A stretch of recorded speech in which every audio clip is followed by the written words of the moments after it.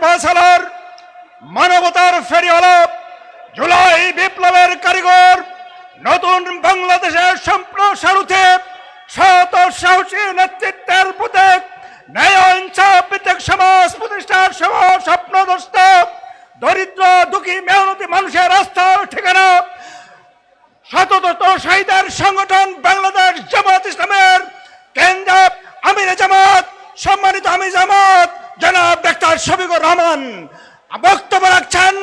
আজকের এই জনসভার সম্মানিত প্রধান অতিথি ডাক্তার শফিকুর রহমান, আমি প্রধান অতিথিকে বক্তব্য রাখার জন্য বিনীতভাবে অনুরোধ করছি।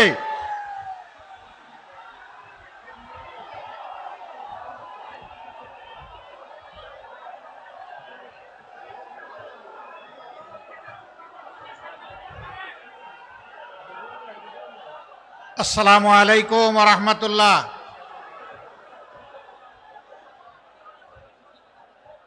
আসসালামু আলাইকুম ওয়া রাহমাতুল্লাহ।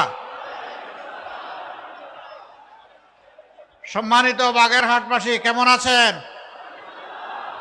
আলহামদুলিল্লাহি রাব্বিল আলামিন, ওয়াসসালাতু ওয়াসসালামু আলা রাসূলিহিল কারীম ওয়া আলা আলিহি ওয়া সাহবিহি ওয়া আহলি বাইতি আজমাইন।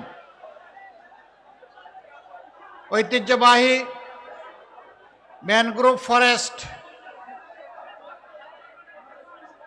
এর পার্শ্ববর্তী সবচেয়ে বড় এলাকা এই বাগেরহাটে 4টি নির্বাচনী আসনে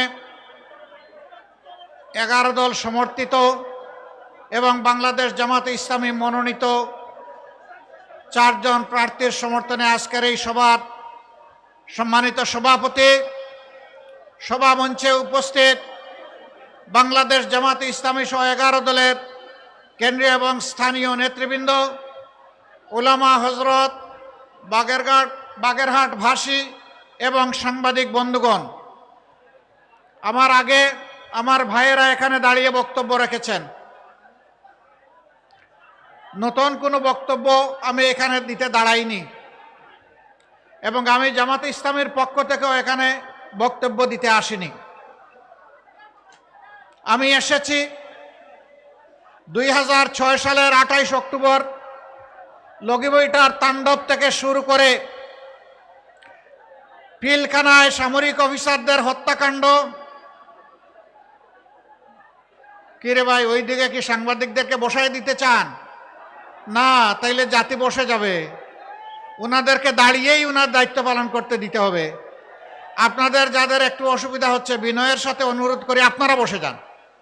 পিছন থেকে যারা দাঁড়িয়েছেন, যারা পেশাদার সাংবাদিক নন, আপনারা বসুন আর কথা বন্ধ করুন।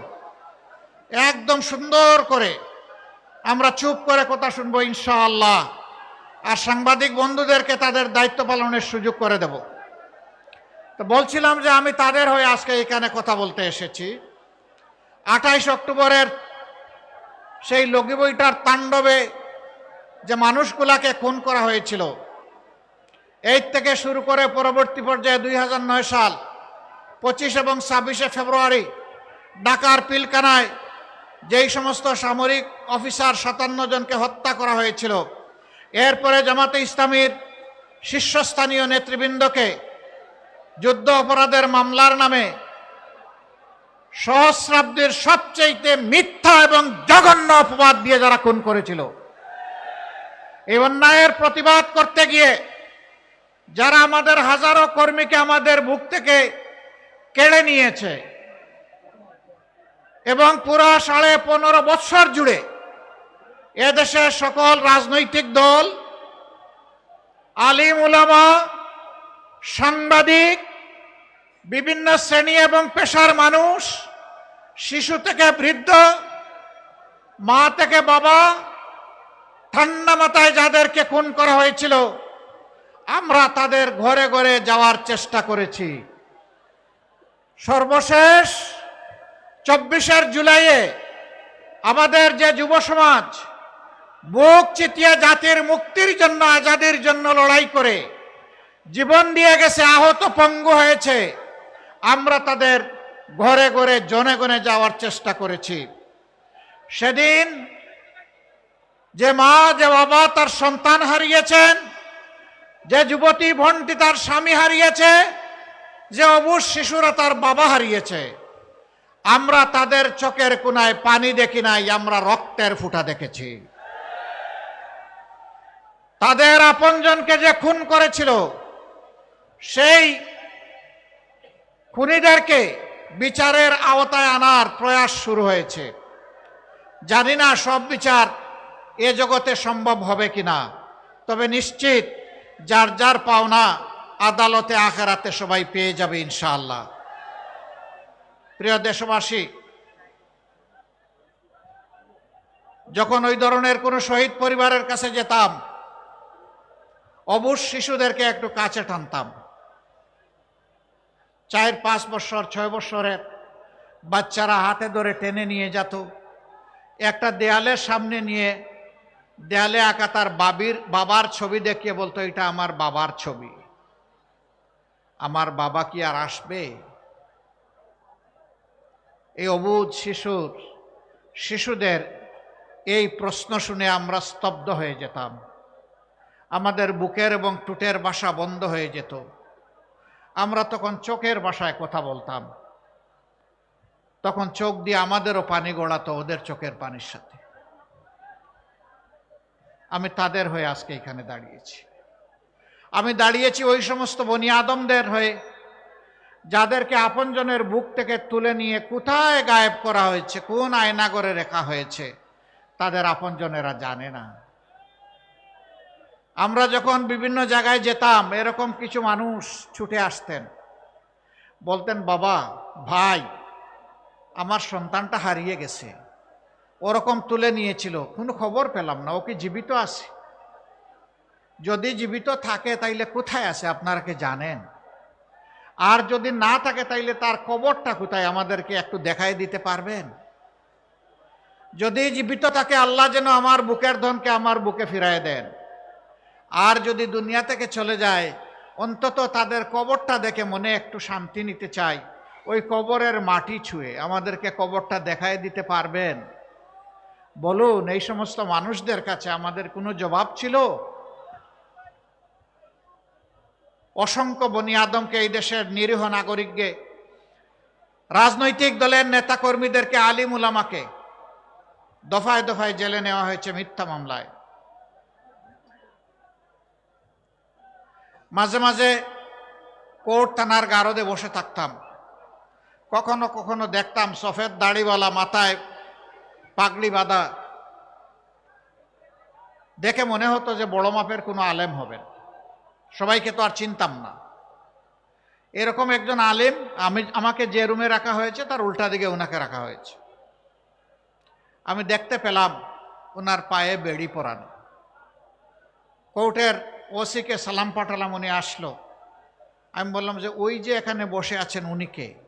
তো উনি একটা পরিচয় দিলেন, আমি নামটা এখানে বলতে যাচ্ছি না। আমি বললাম যে উনি যদি সেই ব্যক্তি হয়ে থাকেন তাইলে তো উনি হাজার আলিমের উস্তাদ। আপনি কি দয়া করে ওনার পায়ের বেড়িটা খুলে আমার পায়ে একটু লাগাই দিবেন? কয় কেন? আমি বললাম সহ্য হয় না। কয় মাফ করবেন, আপনার পায়ে বেড়ি লাগালে তো ওই জেল থেকেই লাগাই দিত। ওই বেড়ি খুলতেও পারবো না আর আপনার পায়ে লাগাতেও পারবো না। এইরকম জ্যেষ্ঠ আলিমদেরকে, উস্তাদদেরকে, ওলামা মাশায়েখদেরকে এক জেল থেকে আরেক জেলে বেড়ি লাগিয়ে টানাটানি করা হয়েছে, বছরের পর বছর রাখা হয়েছে। কি অপরাধ? অপরাধ একটাই, তারা অন্যায়ের প্রতিবাদ করেছে। আল্লাহ নবীর বিরুদ্ধে কুৎসা যারা রটনা করেছে তাদের বিরুদ্ধে আওয়াজ দিয়েছেন। এই অপরাধে তাদেরকে হেনস্থা করা হচ্ছে। আমি তাদের হয়ে আজকে এখানে দাঁড়িয়েছি।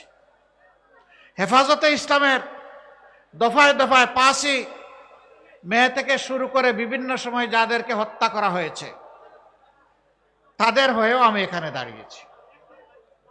এই সাংবাদিক বন্ধুরা আছে, তাদেরকেও খুন করা হয়েছে, তাদের কাউকে ধরে নিয়ে সীমান্তের ওপারে ফেলে দেওয়া হয়েছে। আমি সেই মানুষগুলার, মজলুমদের পক্ষে এখানে দাঁড়িয়েছি। আমি সেই 18 কোটি মজলুম মানুষের পক্ষে দাঁড়িয়েছি যারা সিন্ডিকেট করে নিত্যপণ্যের দ্রব্যকে মূল্যকে আকাশে তুলে দিয়েছিল, মানুষের জীবনকে বিষিয়ে তুলেছিল সিন্ডিকেশন এবং চাঁদাবাজির মাধ্যমে। আমি তাদের হয়ে এখানে দাঁড়িয়েছি। আমি আপনাদেরকে জিজ্ঞাসা করতে চাই, সেই ফেসিবাদ, সেই কালো অধ্যায় আবার বাংলাদেশে ফিরে আসুক আপনারা কি চান? একজন সাধারণ বিবেকবান মানুষ এইটা চাইতে পারে না। আশ্চর্য, যেই দলটির 11 জন শীর্ষস্থানীয় নেতাকে ঠান্ডা মাথায় খুন করলো, হাজারের উপর সহকর্মীকে দুনিয়া থেকে উঠায় দিল, 250-র অধিক সহকর্মীকে আয়নাগরের সঙ্গী বানালো, গুম করলো, যাদের নেতৃবৃন্দের বাড়িঘর বুলডোজার দিয়ে ভেঙে গুড়িয়ে দিল, যাদের নিবন্ধন কেড়ে নিল, প্রতীক কেড়ে নিল, দিশাহারা হয়ে শেষ পর্যন্ত সংগঠনটাকেই নিষিদ্ধ করে দিল। সেই মজলুম সংগঠন আল্লাহ তাআলা এই জাতিকে যখন আমাদের বুকের সন্তানদের বুক চিতিয়ে যুদ্ধ করার ফসল হিসাবে আমাদেরকে মুক্তি দিলেন, আমরা সেজদায় পড়লাম, শুকরিয়া আদায় করলাম। সেই রাতেই আমরা ঘোষণা করলাম, আজ আমরা সকল কষ্ট ভুলে গেলাম, আমরা কারো উপর প্রতিশোধ নেব না। বাংলাদেশের 56,000 বর্গমাইলে বসবাসকারী 18 কোটি মানুষ তার সাক্ষী, আমরা কারো উপর প্রতিশোধ নেই নাই। আমরা আমাদের সহকর্মীদেরকে বললাম, পুলিশ নাই, র্যাব নাই, বিজিবি নাই, আনসার নাই, এই অবস্থায় জনগণের জান, মাল এবং ইজ্জতের পাহারাদারির দায়িত্ব আমাদেরকে নিতে হবে। আমরা পাহারাদার হয়ে সমাজের জন্য ঘর থেকে বের হয়ে আমরা দাঁড়িয়ে গেলাম।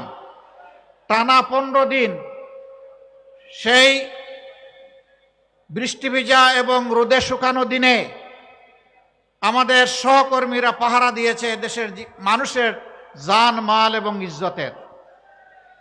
এরপরে সরকার যখন গঠন হয়েছে, কিছু স্থিতিশীল হয়েছে, পুলিশ আস্তে আস্তে তাদের কাজকর্মে ফিরে এসেছেন, তখন আমরা তাদের সাথে এবং বিভিন্ন পক্ষ, বিভিন্ন দল, ধর্মের নেতৃবৃন্দের সাথে আলাপ করে আমাদের সহকর্মীদেরকে আমরা তুলে এনেছি।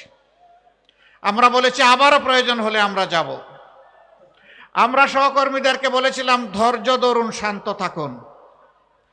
আপনারা বাংলাদেশের জনগণ, বাগেরহাটের জনগণ সাক্ষী, আমাদের একটি কর্মীর হাত ও চাঁদাবাজের হাতে পরিণত হয় নাই। অনেক দুঃখ কষ্ট, অনেক আর্থিক ক্ষতি আমাদের হয়েছে, কিন্তু চাঁদাবাজি যেহেতু হারাম, হারামের দিকে আমাদের কর্মীদের হাত বাড়ানো হয় নাই। আমরা কোনো স্ট্যান্ড দখল করি নাই। আমরা মানুষকে, নিরীহ মানুষকে মামলা দিয়ে একই মামলায় শত শত আসামি করি নাই। আমরা এ নিয়ে কোনো মামলা বাণিজ্য করি নাই। আমরা কথা দিয়েছিলাম, এই জাতির সাথে কথা রেখেছি। কেন জানেন? আমরা এই দেশটাকে ভালোবাসি, আমরা এই দেশের মানুষকে বড়ই ভালোবাসি। আমরা যারে ভালোবাসবো তার তো আমরা কোনো ক্ষতি করতে পারি না। আমরা প্রতিজ্ঞাবদ্ধ, ইনশাআল্লাহ, ইনশাআল্লাহ এই বাংলাদেশকে আমরা নিরাপদ, শান্তি এবং উন্নতির বাংলাদেশে পরিণত করব। বলবেন কিভাবে করব? করব আপনাদের ভালোবাসা এবং সহযোগিতা নিয়ে, করব আপনাদের সমর্থন এবং ভোট নিয়ে। যদি আমরা আপনাদের বিবেচনায় উপযুক্ত হই। অনেকে বলে জামাতে ইসলামীর দেশ শাসনের কোনো অভিজ্ঞতা নাই, তারা কিভাবে দেশ চালাবে? আমি প্রশ্ন করি, আজকে এই প্রশ্নটি যারা করেন, তারা যখন প্রথম দেশ শাসনের দায়িত্ব পান তখন কি তাদের কোনো অভিজ্ঞতা ছিল? যদি না থেকে থাকে তাহলে এটি কোনো শর্ত নয়, আর আমি বলবো তাদের কথা সঠিকও নয়। আমরা একটা সরকারে 1 থেকে 6, 2001 থেকে 6 আমরা একটা সরকারে সামান্য অংশগ্রহণ করেছিলাম। 2 জন মন্ত্রী দায়িত্ব পালন করেছিলেন। তারা কি ব্যর্থ ছিলেন? তারা কি অসৎ ছিলেন? তারা কি অদক্ষ ছিলেন? না, তারা সততা এবং দক্ষতার সাথে তাদের দায়িত্ব তারা পালন করেছেন। সেই মানুষগুলা যাদেরকে নিজেদের হাতে গড়ে রেখে গিয়েছেন, আজকে তারাই আপনাদের সামনে এগিয়ে এসেছেন। তাদের উপর যেভাবে অতীতের মানুষগুলো আস্থা রেখেছিল, আজকের মানুষগুলোর উপর আস্থা রাখলে আমরা ইনশাআল্লাহ আমাদের সমস্ত যোগ্যতা এবং শক্তি দিয়ে আমরা আপনাদের আস্থার ঋণ পরিশোধ করব। প্রিয় দেশবাসী, আমরা কি চাই? দেশবাসী যা চায় আমরাও তাই চাই। আমাদের যুব সমাজ যা চায় আমরা তাই চাই। আমাদের মা বোনেরা যা চান আমরা তাই চাই। যুব সমাজ কি চায় তারা জাতিকে জানিয়ে দিয়েছে। জানিয়ে দেয় নাই? বাংলাদেশের 5টা পাবলিক বিশ্ববিদ্যালয়, যেগুলা সর্ববৃহৎ বিশ্ববিদ্যালয়, সেই বিশ্ববিদ্যালয়ে নির্বাচন হয়েছে ছাত্র সংসদের। তারা কি একটা রায় দেয় নাই? তারা কি বলেছে আমরা আবার ফেসিবাদ ফিরিয়ে আনতে চাই? তারা কার পক্ষ নিয়েছে? তারা ইনসাফের পক্ষ নিয়েছে। তারা আস্থা রেখেছে আমাদের সন্তানদের উপর। আমাদের সন্তানেরা আস্থার প্রতিদান দিয়ে চলেছে। অনেকে বলছেন ডাকসু গত 50 বছরে যা করতে পারে নাই, এরা 4 মাসে তার চেয়ে বেশি করেছে। কেন করেছে জানেন? ওরা আল্লাহকে ভয় করে। ওরা কথা দিয়েছিল তাই কথা রক্ষা করে। আমাকে অনেকে জিজ্ঞেস করেছে আপনারা যদি বাংলাদেশ পরিচালনার সুযোগ পান তাহলে বাংলাদেশটি কেমন হবে? আমি বলেছি ডাকসু যেমন আসে তার চেয়ে ভালো হবে ইনশাআল্লাহ। এখন মহিলারা, এই কয়েকদিন আপনারা হয়তো সামাজিক যোগাযোগ মাধ্যমে দেখতে পারেন, মহিলারা প্রকাশ্যে বলছে আমরা আমাদের ইজ্জতের পাহারাদার হিসাবে জামাতে ইসলামের উপরেই আস্থা রাখতে চাই। একজন বোন পোশাকে আশাকে, তিনি আপনারা হয়তো সবাই যেমনটা কল্পনা করেন তেমন না। তাকে সাংবাদিক বন্ধু প্রশ্ন করেছেন আপনি এবার কাকে ক্ষমতায় দেখতে চান? উনি বলে জামাতকে। কয় আশ্চর্য, জামাত ক্ষমতায় আসলে তো আপনি এই পোশাক পরতে পারবেন না। কয় পরবো না। বলে যে অন্য পোশাক পরা লাগে। বলে পরবো। এরপরে বলে যে জামাতকে কেন ভালোবাসেন, কেন চান? বলে যে আমি বিশ্বাস করি জামাত ক্ষমতায় আসলে দেশ ঠিক হবে। জিজ্ঞাসা করে জামাতের কোন জিনিসটি আপনার ভালো লাগে? বলে যে পুরা জামাতকেই আমার ভালো লাগে, কোনো জিনিস আলাদা করার মতো নাই। আজকে মায়েরাই আস্থা কেন রাখছে? কারণ 54 বছর তারা সবাইকে দেখেছে, সবাই তাদের সাথে কথা দিয়েছে, কিন্তু তাদের ইজ্জতের প্রতি যথাযথ সম্মান প্রদর্শন করা হয়নি। আর এই সময়টা জুড়ে আমরাও এই সমাজে ছিলাম, আমাদেরকেও তারা দেখেছেন। আমরা মায়েদের ব্যাপারে বলতে চাই, আমরা সবাই মায়ের সন্তান, মায়ের পেট থেকে এসেছি। মা আমাদেরকে 285 দিন গর্ভে ধারণ করেছেন বড় কষ্ট করে। দুনিয়ায় আসার পরে বুকের দুধ খাওয়িয়েছেন, আর বুকটাকে আমার জন্য, আপনার জন্য বিছানা, নিরাপদ বিছানা বানিয়ে দিয়েছেন। যে মা পেটে নিলেন, বুকের দুধ খাওয়ালেন, বুককে সন্তানের বিছানা বানিয়ে দিলেন, সেই মায়ের ঋণ পরিশোধ করা কি সন্তানের পক্ষে সম্ভব? অসম্ভব। আমরা এটা পারবো না। কিন্তু আমাদেরকে জান প্রাণ দিয়ে চেষ্টা করতে হবে সেই মাকে সম্মান করা। আমরা ইনশাআল্লাহ এই দেশের সেবার সুযোগ পেলে আমরা মাদেরকে মর্যাদার আসনে অধিষ্ঠিত করব। তারা ঘরে, চলাচলে, কর্মস্থলে, সব জায়গায় তাদের জন্য সম্মান এবং নিরাপত্তা নিশ্চিত করা হবে ইনশাআল্লাহ। আমরা বড় ব্যথিত, বড় দুঃখিত, বড় লজ্জিত। এই নির্বাচন ফ্যাসিবাদের জাতাকলে পিষ্ট হওয়া সকল দলই আমরা অংশগ্রহণ করছি, কিন্তু 2-1টা দল ইদানিং মায়েদের, জামাতে ইসলামের প্রতি এই ভালোবাসাকে তারা সহ্য করতে পারছেন না। গণতন্ত্রের অর্থ হচ্ছে জনগণের রায়ের উপর, চিন্তার উপর, মতের উপর আপনাকে আস্থা রাখতে হবে। আপনার কথা আপনি বলবেন, আমার কথা আমি বলবো, এই সুযোগ সবাইকে দিতে হবে। আজকে দেখলাম একজন উন্মাদ হয়ে গিয়ে বলতেছে জামাতে ইসলামের নারী কর্মীরা কোনো জায়গায় আসলে ওদের পোশাক খুলে ফেলবে। সে তার সহকর্মীদেরকে হুকুম দিচ্ছে। আরেক জায়গায় চাঁপাইনবাবগঞ্জে মেয়ে হয়ে একজন কথা বলেছে যে ওদের হেজাব এবং নেকাব খুলে ফেলবেন টান দিয়ে, ওদেরকে ধরে পুলিশের হাতে দিয়ে দিবেন। এর নাম গণতন্ত্র? নির্বাচনের আগেই যদি আপনি এটা করেন, নির্বাচনের পরে কি করবেন? একদিকে আপনি মাদের হাতে দিবেন ফ্যামিলি কার্ড, আর পাশাপাশি আপনার প্রতিপক্ষ হলে তার সেই মায়ের গায়ে দিবে আপনি হাত। ওই ফ্যামিলি কার্ড আর হাত দুইটা একসাথে চলবে না। যদি সত্যিই সম্মান দেখায় থাকেন তাহলে আগে আপনার মাকে সম্মান দেখান, এরপরে বাংলাদেশের প্রত্যেকটা নারীকে মায়ের মর্যাদায় সম্মান দেখান। মানুষ আপনাকে ভালোবাসবে, আপনাকে স্যালিউট দেবে। আমি বলে দিতে চাই, আমাদের জীবনের চেয়ে মায়েদের ইজ্জতের মূল্য আমাদের কাছে অনেক বেশি।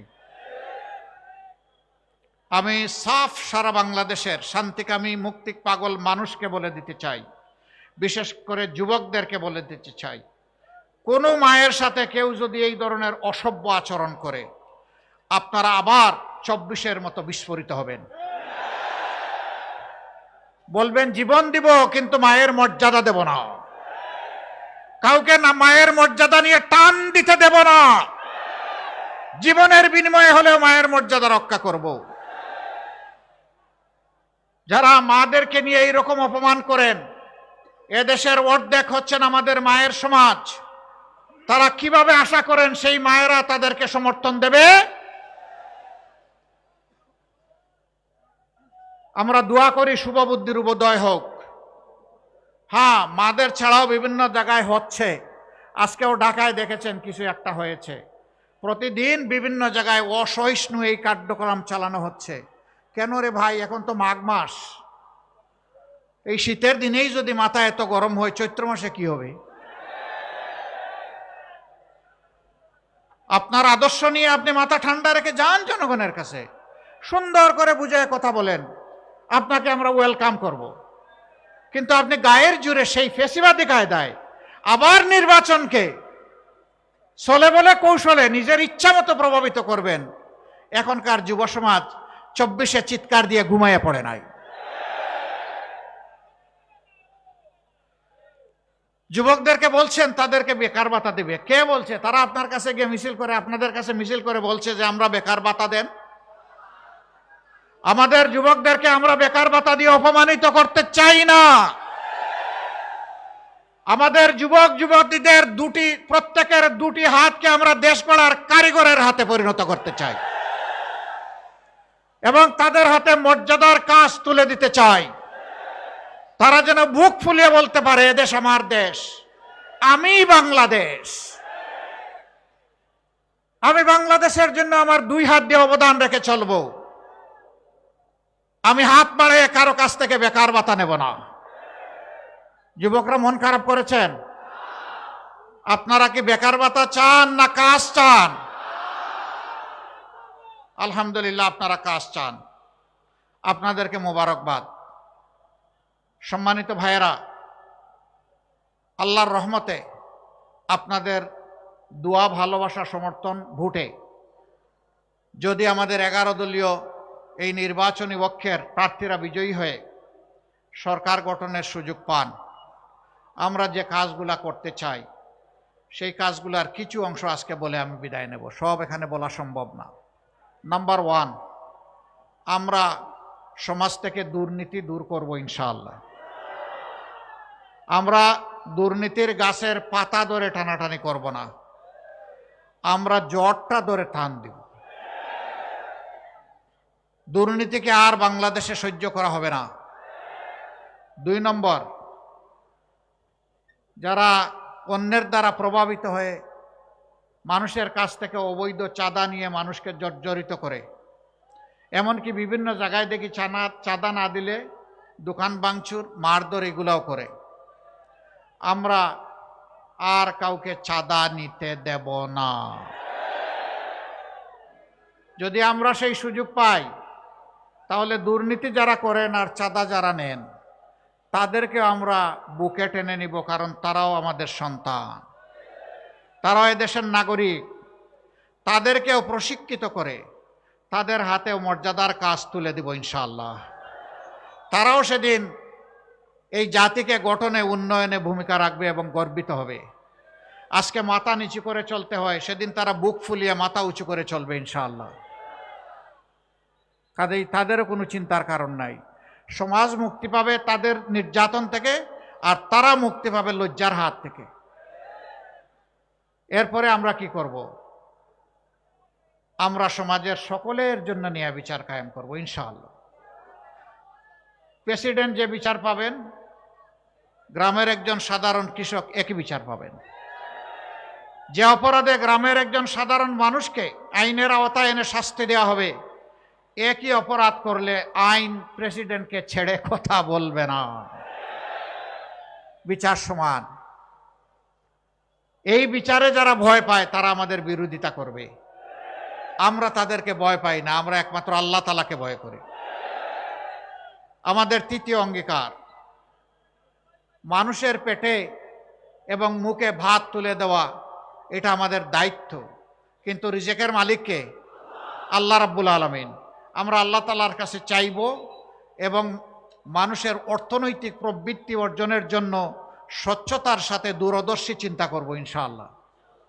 আগামী 5 বছর পরে বাংলাদেশ কোথায় যাবে, 10 বছর পরে কোথায় যাবে, 50 বছর পরে কোথায় যাবে, এটা জরুর নয় যে জামাতে ইসলামীকেই দেশ শাসন করতে হবে, কিন্তু এটা জরুর যে এই দেশে সুশাসন থাকতে হবে।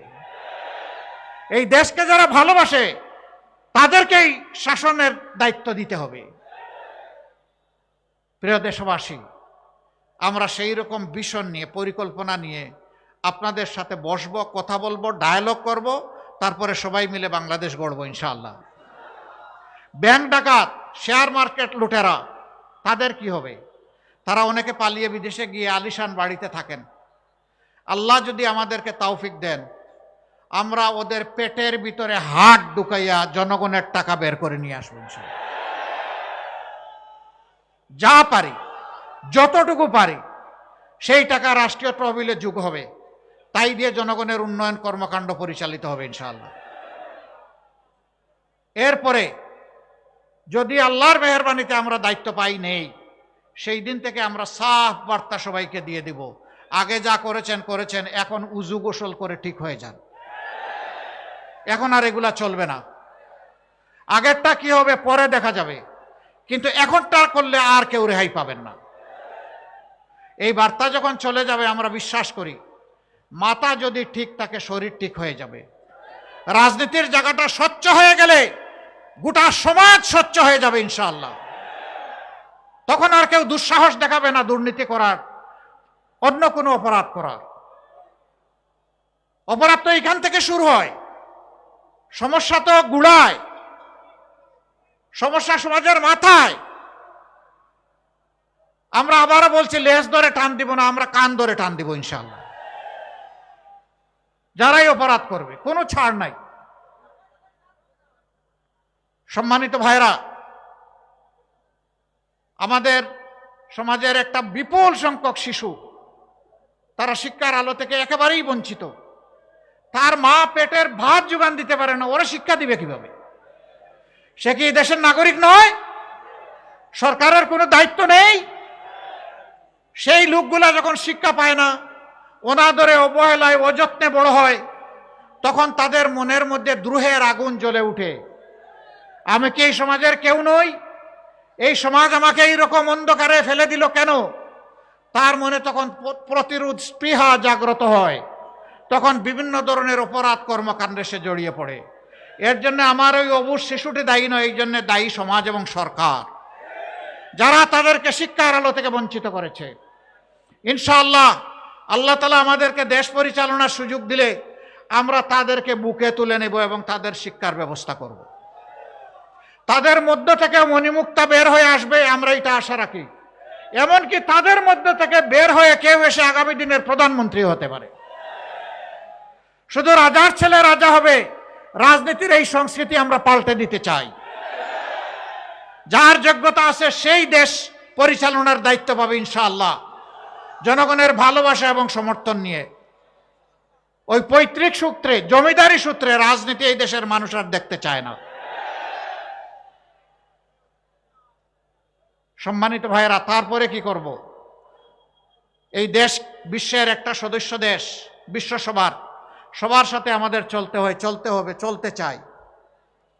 সভ্য প্রত্যেকটি দেশকে আমরা বন্ধু হিসাবে পেতে চাই, কিন্তু অতীতে এই বন্ধুত্ব নয়, কিছু কিছু ক্ষেত্রে প্রভুত্ব কায়েম হয়েছিল।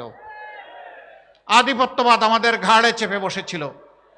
আমাদের 54 বছরের অনেক সম্ভাবনাকে ধূলিসাৎ করে দিয়েছিল। আগামীতে এই জাতি আর কোনো আধিপত্যবাদ বরদাস্ত করবে না। আমরা সবাইকে বন্ধু হিসাবে পেতে চাই, কাউকেই প্রভু হিসাবে দেখতে চাই না। কেউ যেন আর প্রভুর নাটকে অভিনয় করতে না আসেন। আমরা সবার সাথে ভালো সম্পর্ক, প্রতিবেশীদের সাথে ভালো প্রতিবেশীর সম্পর্ক আমরা রক্ষা করব, কিন্তু আমরা চাই আমাদের সাথেও যেন সেই সম্পর্কটা রক্ষা করা হয়। কিছু লোক জাতিকে বিভক্ত করেছে, মুক্তিযুদ্ধের পক্ষ বিপক্ষ, অমুক ধর্ম ধর্মে ধর্মে ক্লেশ, চেতনার ক্লেশ, এইগুলা লাগায় রেখেছে। আমরা এই সবগুলার কবর রচনা করে একটা ঐক্যবদ্ধ জাতি করতে চাই। হিন্দু, মুসলমান, বৌদ্ধ, খ্রিস্টান সবাই মিলে আমরা একসাথে ফুলের বাগানের গাছগুলার মতো থাকতে চাই, নিরাপদে শান্তিতে থাকতে চাই, সম্মানের সাথে থাকতে চাই। এখানে কারো অপমান আমরা বরদাস্ত করব না। ধর্মের ভিত্তিতে কারো মূল্যায়ন হবে না। নাগরিকত্ব, দেশপ্রেম এবং তার যোগ্যতার ভিত্তিতে তার মূল্যায়ন হবে ইনশাআল্লাহ। সম্মানিত ভাইয়েরা,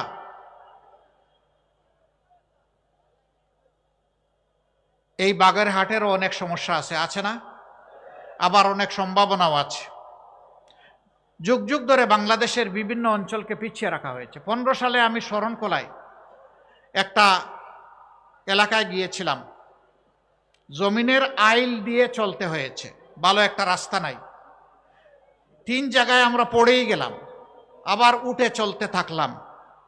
কেন? এই বাগেরহাট কি বাংলাদেশের অংশ নয়?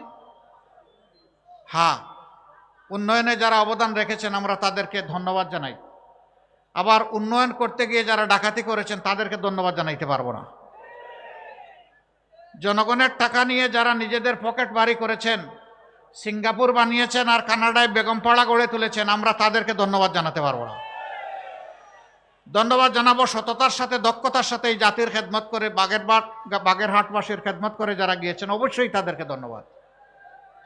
আমরা আপনাদেরকে কথা দিচ্ছি, আমরা সুযোগ পেলে ন্যায্যতার ভিত্তিতে যে এলাকা সবচেয়ে বেশি বঞ্চিত, ওই এলাকার দিকে ইনশাল্লাহ আমাদের চোখটি প্রথমে পড়বে ইনশাল্লাহ। আমরা এটা দেখব না কোন মন্ত্রী মহোদয় আর প্রেসিডেন্ট সাহেবের বাড়ি কোথায়, আমরা দেখব কোন এলাকার পাওনা সরকারের কাছে সবচেয়ে বেশি। সেই ঋণ সরকারকে পরিশোধ করতে হবে ইনশাআল্লাহ। যদি শুধু সমাজে ইনসাফটা কায়েম করা যায়, দুর্নীতি সহ সব বন্ধ হয়ে যাবে। এই দেশকে, জাতিকে পাল্টানোর জন্য 5টা বছর যথেষ্ট। আপনারা কি তা বিশ্বাস করেন? ইনশাআল্লাহ আমরা গভীর আস্থা রাখি এই ব্যাপারে, এবং ইনশাআল্লাহ আল্লাহ তৌফিক দিলে আমরা পারবো ইনশাআল্লাহ। কেন পারবো? যেহেতু আমাদের নিজস্ব কোনো ধান্দাবাজি নাই।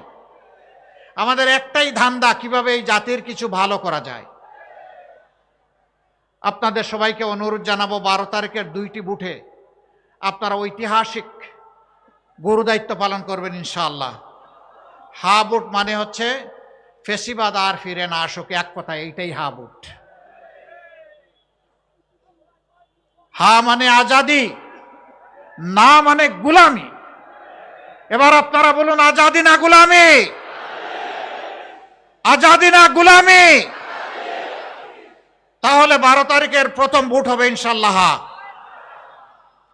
শুধু আমি একা না, আমার মা বাবা, ভাই বোন, স্ত্রী পুত্র যারাই আছে ভোটার, আপনজন প্রিয়জন এলাকাবাসী, সবাইকে নিয়ে আমরা নতুন বাংলাদেশের পক্ষে দাঁড়িয়ে যাব ইনশাআল্লাহ।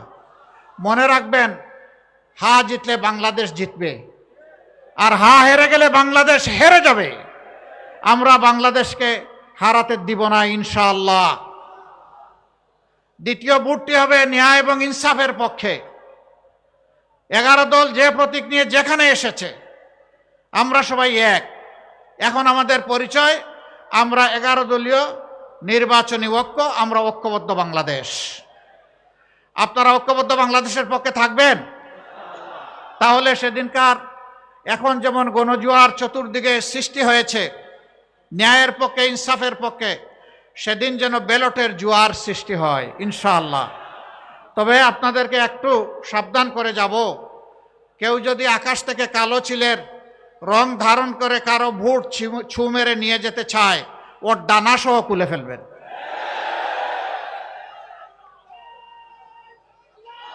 আগের স্লোগান অচল, আমার ভোট আমি দেব, তোমারটাও আমি দেব, এটাও অচল।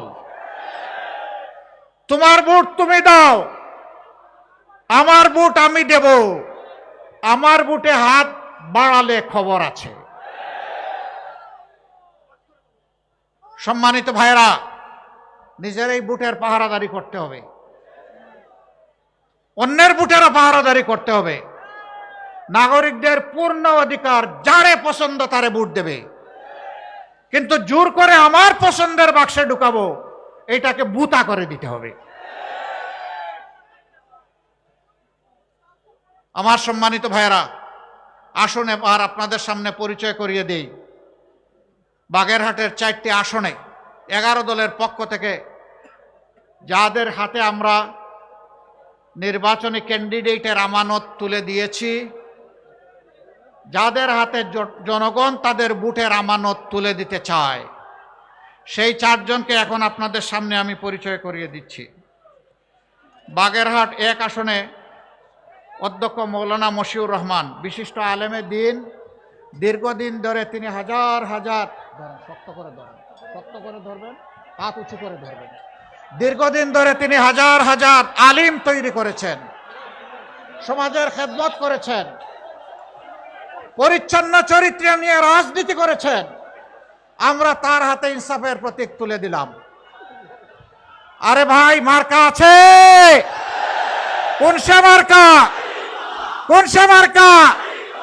আরো জুড়ে 12 তারিখ বিজয়ের ইনশাআল্লাহ। জাযাকুমুল্লাহু খায়রান।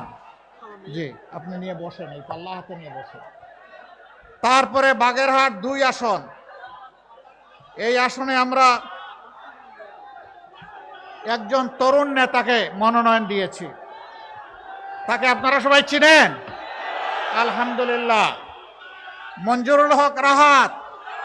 তার হাতে ইনসাফের প্রতীক তুলে দিলাম। আমরা তারুণ্যকে, যৌবনকে সম্মান করি, এই নমিনেশন তার প্রমাণ। ও যুবকেরা, তৈরি হয়ে যাও, আগামীর বাংলাদেশ তোমাদের হাতে তুলে দেব।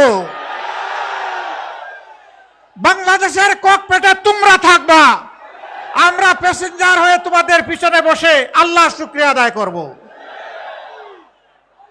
বাগেরহাট 2 ভাই প্রতীক আছে? কোন সে প্রতীক? আরে ভাই, আরো জুড়ে। ইনশাআল্লাহ 12 তারিখ বিজয়মালা, ইনশাআল্লাহ। জাযাকুমুল্লাহু খায়রান। তারপরে বাগেরহাট 3 অ্যাডভোকেট আব্দুল ওয়াদুদ, তাকে আপনারা সকলেই চিনেন। রামপাল মোংলা না? ধরেন, শক্ত করে ধরেন, উঁচু করে ধরেন। আলহামদুলিল্লাহ, তার হাতেও আমরা ইনসাফের প্রতীক তুলে দিলাম। এই মানুষগুলোকে মায়া লাগে সত্যি। কেন? কারণ তারা সৎ, কারণ তারা কর্মঠ, কারণ তারা দেশপ্রেমিক। ইনশাআল্লাহ আপনাদের আমানতের ভার তারা রক্ষা করবেন। মার্কা আছে? কোন সে মার্কা? জুড়ে সুরে 12 তারিখ বিজয়ের মালা, ইনশাআল্লাহ। জাযাকাল্লাহ। এরপরে বাগেরহাট 4 অধ্যক্ষ আব্দুল আলিম। আব্দুল আলিম, এইদিকে আসুন।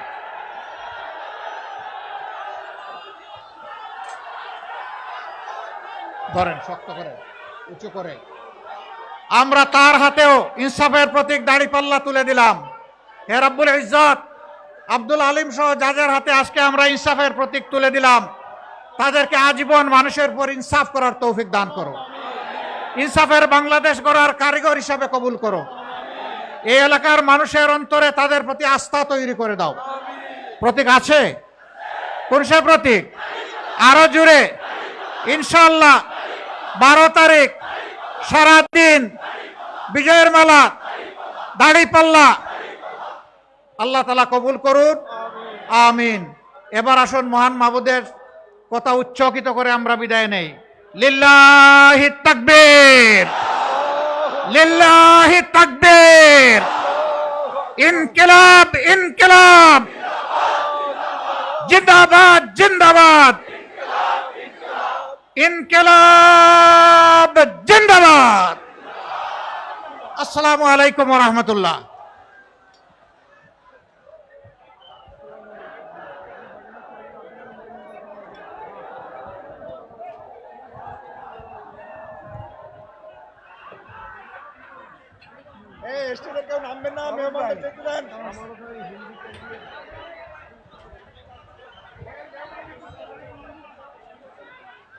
সবগুলাই নামাই দেন।